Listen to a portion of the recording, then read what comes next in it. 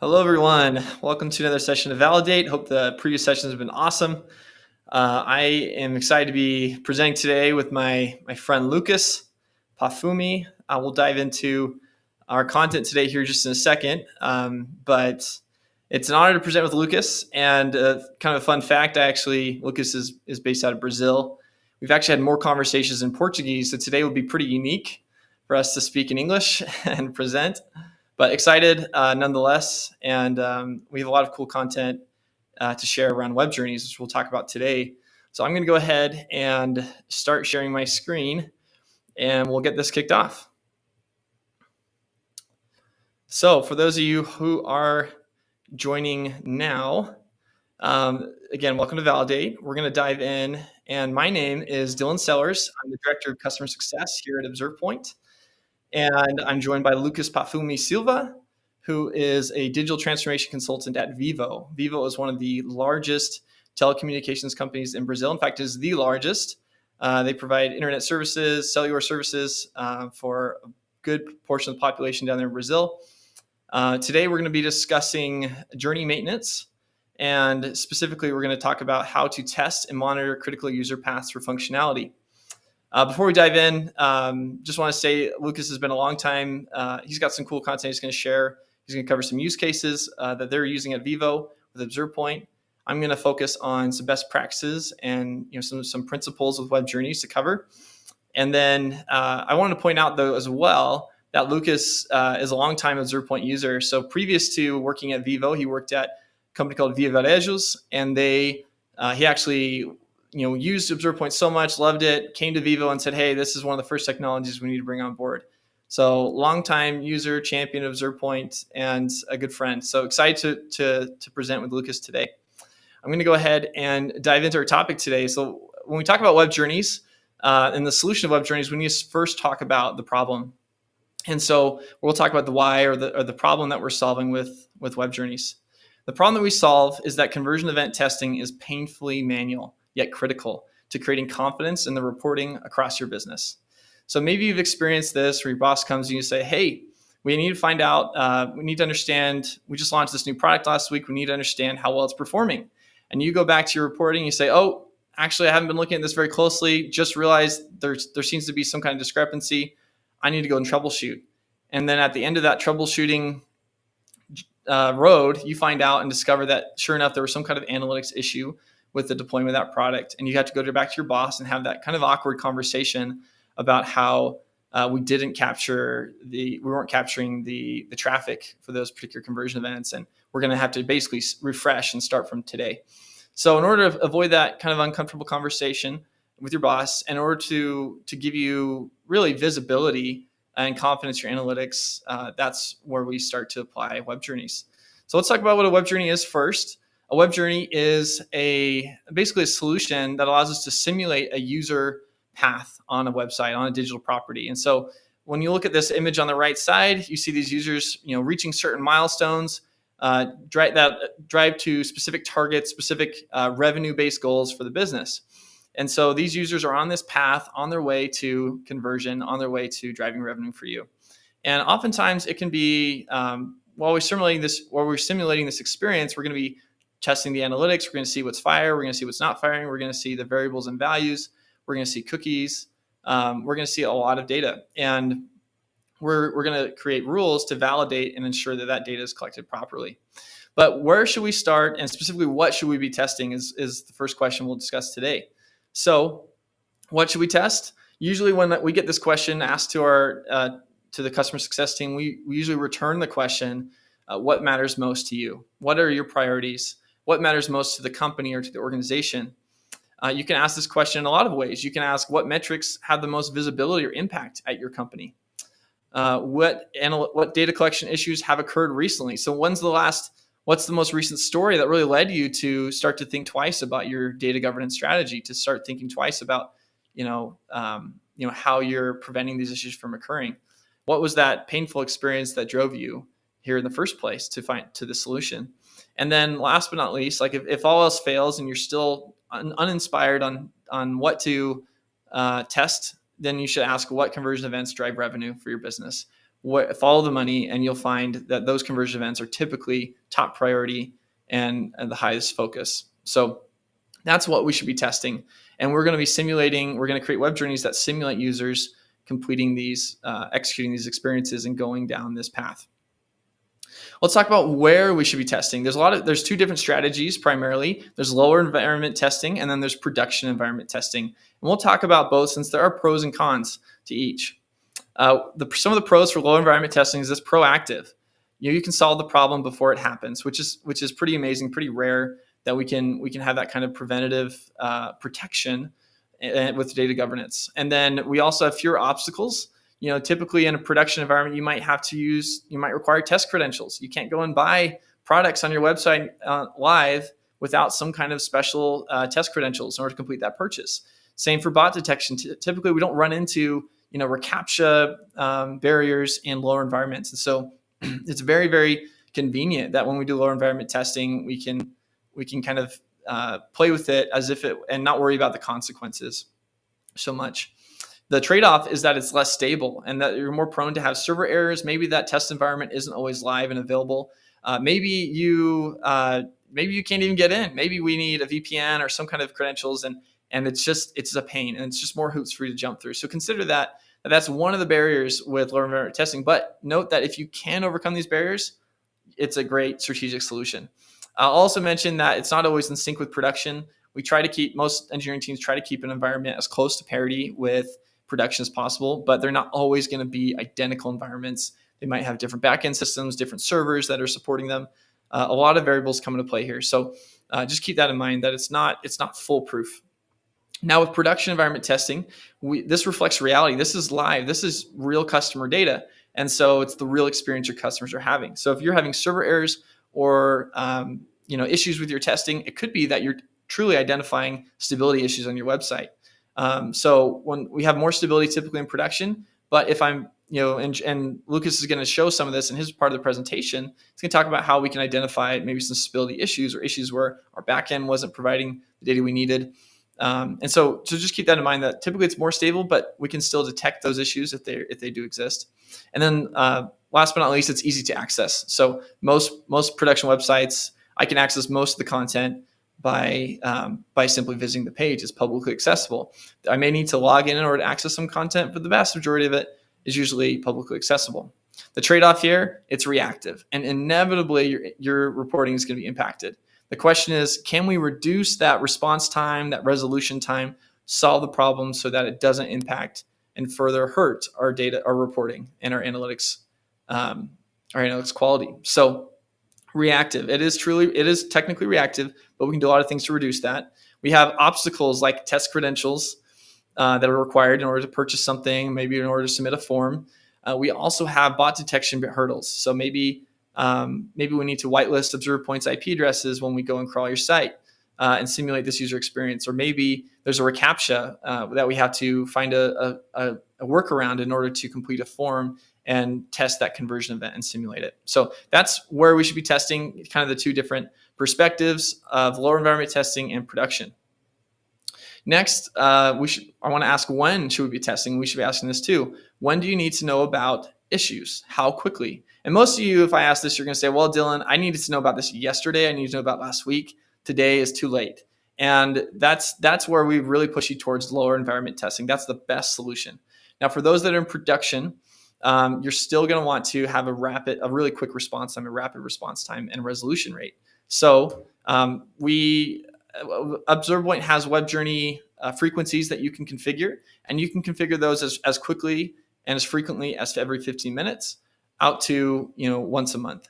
And it's up to you. And I really recommend that you decide and make the call of which frequency you should be testing on based on the prioritization. If it's your checkout flow, if it's the bread and butter of your business, it's where driving all of your revenue is towards like an e-commerce platform where you have to purchase something, then that might be high priority, something you need always up and running all day. But if it's something less priority, lower priority, maybe it's a form, a newsletter, sign up field, hourly might be sufficient, or daily might be sufficient. Next, the other school of thought, besides frequency, the other strategy, I should say, not just school of thought, but a strategy, is trigger-based. And so there's kind of two ways we can do trigger-based testing.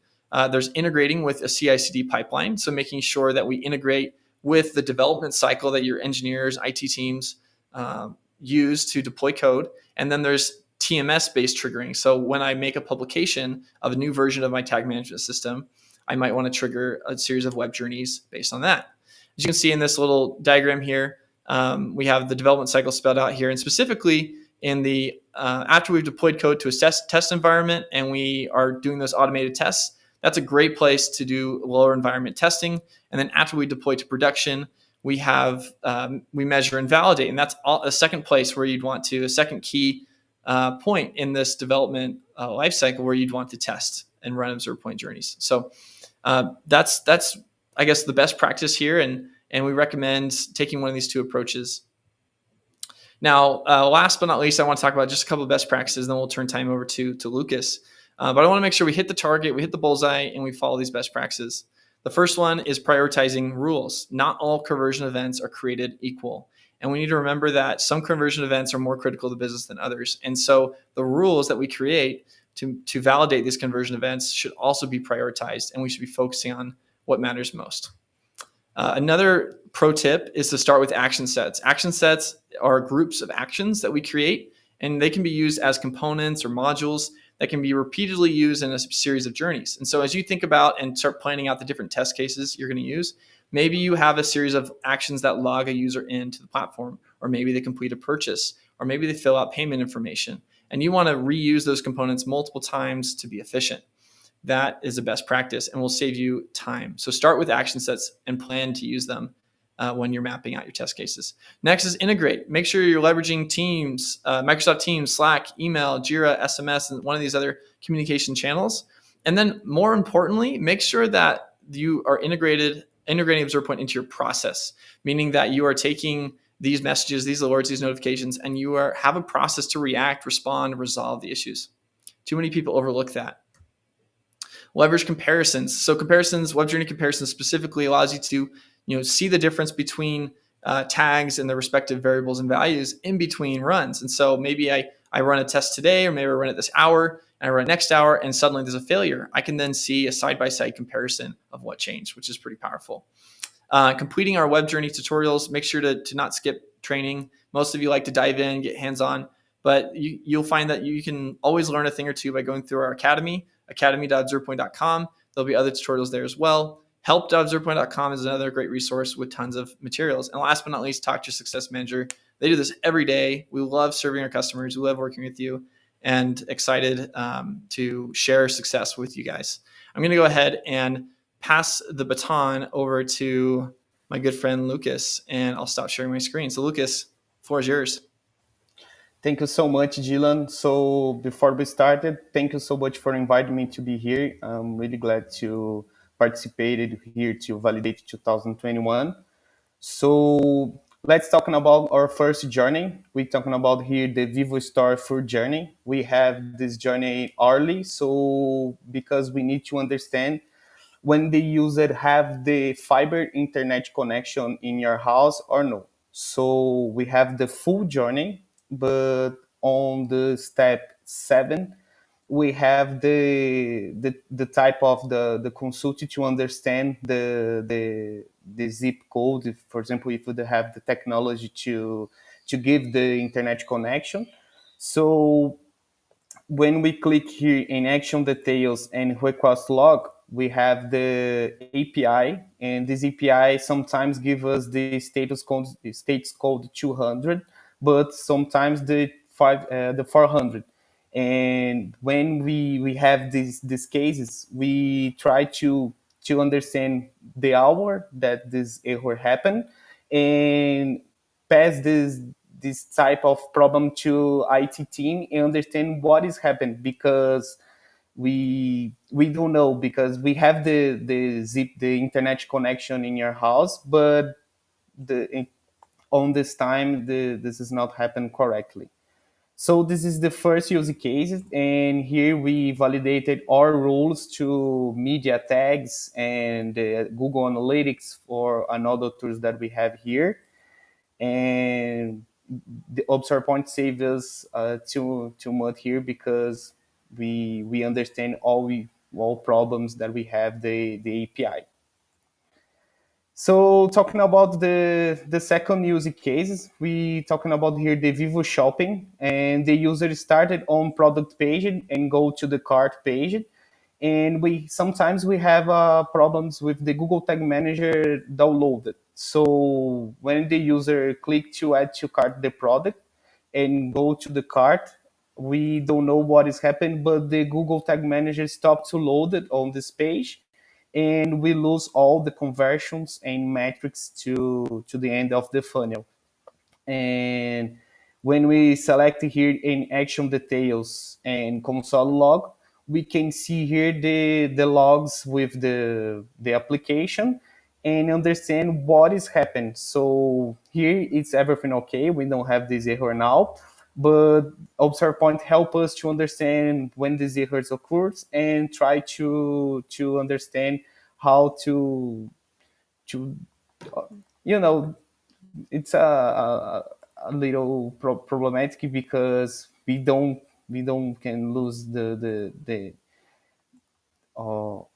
the conversions here. So this is the second use case, and the last use case that we have here is Vivo Shopping 2, but we selected the all carousels on homepage. You understand what is happening when the user selected the product page or category page or product page, go to this next step and come back home. But okay, Lucas, we understand the user go to the product page, catalog page, but sometimes we see the too many time on the load page.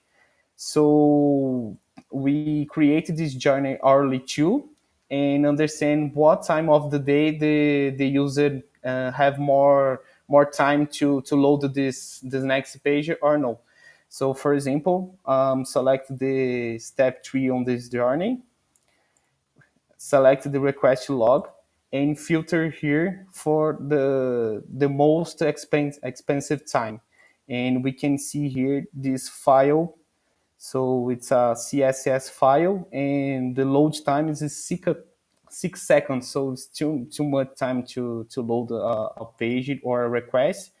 And we get this data and send it to our IT team to try to solve this problem. And with ObservePoint, we can understand what is happening and try to compare before and after the problem is solved. So this is our user cases. Awesome. Thanks, Lucas, for walking through that.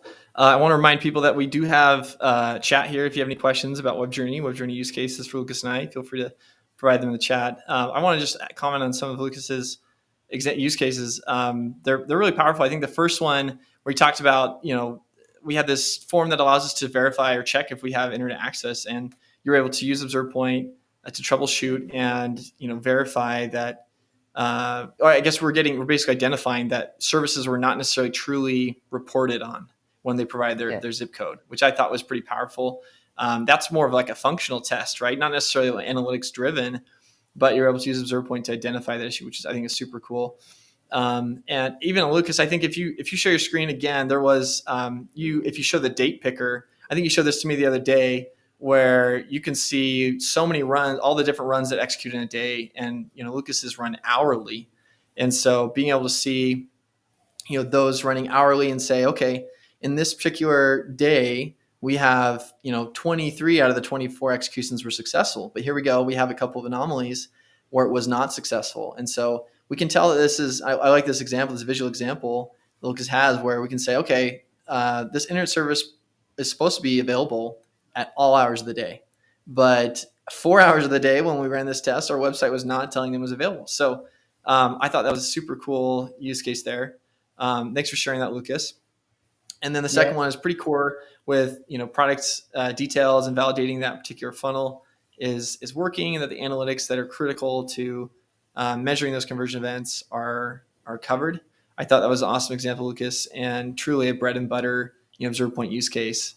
And then the last one is really creative, where you talked about the using ObservePoint screenshots. So we take screenshots after every action is executed. And you can tell that some of the screenshots, that it takes time for those screens to render and to load. And here you're seeing that, it took, and you even dove into not just the screenshots, but like the load time of each request, and you're able to identify the slowest loading requests, the ones that are impacting customer experience. So overall, amazing job, Lucas. Go ahead. You don't have to share anymore. I'll let you come back to just your camera. But I wanted to just congratulate users like Lucas that are really pioneering with ObservePoint, that you're finding new use cases, exploring new opportunities, and sharing these with other people in this industry. So it's congratulations to you, Lucas, and the team at Vivo for your awesome implementation. And I just want to say and put another plug for customer success and just say we're here, we're listening. We want to get your feedback on not only your experience with us on the product, and we're ready and always willing to help. So please reach out and leverage those resources. I'm going to go ahead and just take a look at the questions here. We have Prashanth Reddy said, are there any possibility of running a single step in the journey instead of the full journey? I think that's great product feedback, Prashanth. We don't necessarily have a functionality that says, hey, stop at step or action 2 or 3, but that's awesome feedback, especially for those longer journeys. It would be nice to be able to say, let's just run the first 5 steps for this next execution. So fantastic product feedback. We'll make sure to capture that. Those in the chat moderating can help us capture that feedback, and we'll make sure to pass it on our product team. I think I've heard it before, not just from you, Prashanth, but from other customers. Fantastic feedback. Dylan Baitnick mentioned custom.js as a workaround, using try catch and other solutions like. So this is a really popular use case where, because we support JavaScript, you can use try catch scripts, and you can attempt something, and if it doesn't succeed, maybe the element is there sometimes, not always. You can make sure it doesn't interrupt your journey. It can kind of move on. So that's one method. But again, Dylan, I think, validated Prashanth's feedback about being able to replay and retry certain steps to the whole journey. So fantastic feedback. Another vote from Dylan. If there's others, we'd love to hear it. Send that feedback our way. There's a feedback portal in the app, and we have your success managers always available. So reach out. Excited to be a part of Validate this year. Thanks for participating, and we'll go ahead and wrap up there. So, we have one more question. We'll take one more question. I think moderators are sending it our way. Can we assign rules to a particular tag? Good question. Yes, you absolutely can assign rules to a specific tag. So actually, I guess the way we would define it is we would apply it to an action. Then in that action, we would define the tags and the required variables and values that are expected. So I guess, Karthik, hopefully that answers your question. If not, you can reply back in the chat. But we will go to the action in the journey, and we'll say, hey, at this particular action, step 5, we expect this tag to fire and these variables to be captured in that tag. You can also apply rules globally to the journey. So you can say, and the global rules that we use, the web journey rules, are use at least once logic. So you can say, okay, at least one time in this series of 5 or 6 actions, I need to see this event fire within this tag. So there's kind of 2 different strategies there. Again, if it's not something that quite fits your use case, Karthik, or if you have additional questions, just reach out to your success manager, or you can reach out to support@observepoint.com. Be happy to help. Any more questions, send in the chat. If not, we'll wrap up. Okay, we got another one from Dylan. In a journey, can you look at the results after executing at least once? For example, variable summary, this is where I build many of the rules. I think that's additional feedback, right? And to the point of executing just certain steps and limiting to those steps, and then seeing those results before we move on. So I think, Dylan, that's another request for a feedback team, and appreciate your feedback. Okay. Awesome. Another one from Prashanth. So based on Karthik's question that we had earlier, the question is, if we have 3 or 4 tags fire in the same call. Okay, so firing the same call, that can be a little confusing. So let me make sure I'm interpreting that correctly. So we have maybe 3 or 4 tags firing within a single request, right? So I think there's solutions like one call and a lot of the server-side type technologies are sending data in a single call in batches, and then the server then parses them out and distributes them to the correct servers. So that's a little more of a server-side support question, but I think what we can support today, Prashant, is we can create a tag in our database for that batch of tags, and then as long as the data that you want to validate is available in the requests body, and we can parse out those variables as it's being sent out, then we can validate that and we can create rules around it. Dylan, just a comment. I don't know if it's possible, but we have here for example, two Google Analytics UI, and we have two rules, one for page view and another one for even in this call in the same moment. For example, have page view, promotion view, or add to cart fire in the same time for two different UIs. So I don't know if he's talking about here. Gotcha. Yeah, there could be batches of events. I know the Google Analytics 4, you can kind of batch different events together in a single call. So definitely, we're happy to discuss that more offline. I think that's awesome. Yep. Karthik followed up with he said, for example, action step containing 4 tags, but I need to assign a rule to tag 3 in the call. Okay, so that's a fantastic comment. So if all those tags, assuming that they're all the same tag, then you'd have to create a condition that looks for, let's say they're all Adobe, for example, and we say if we're looking at Adobe and that Adobe tag contains a specific variable, then we set an expectation to evaluate all those different variables. And this can be difficult. It's not quite the best solution. The most elegant solution, I think, would be to be able to check all 4 and say, okay, at least one of these 4 meets this expectation. And so great product feedback will pass on. And then if they're not the same tags, then it's actually quite simple. And we're going to simply create an individual line in our rule for the tag and the variable within that tag that we're expecting. So much simpler. Great questions. You guys are quizzing me well today. This is awesome. Okay, we'll go ahead and wrap up with questions then. And grateful for your participation today. Grateful for you, Lucas. Again, an honor as always. And abraço, as we say in Portuguese. And we'll talk soon. So thank you, everyone. Thank you, guys. Thank you, ObservePoint team. Thank you, Dylan. And obrigado, pessoal. Valeu. All right, we'll see you in the next session. Bye.